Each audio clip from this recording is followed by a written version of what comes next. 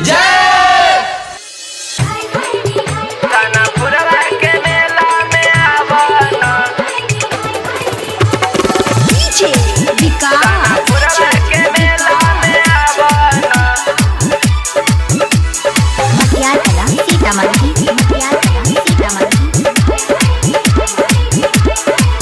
सुना सखी के संगे अपना सोनापुरवा के मेला में आवाना।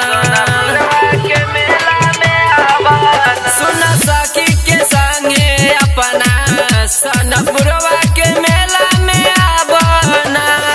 करे बेटिया जो दिल से हो, करे बेटिया जो दिल से हो, पूरी माई के महिमा गावाना। सुना सखी के संगे अपना सोनापुरवा के मेला में आवाना।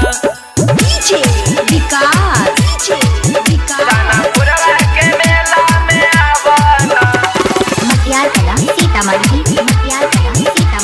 करे पलान रानी पाका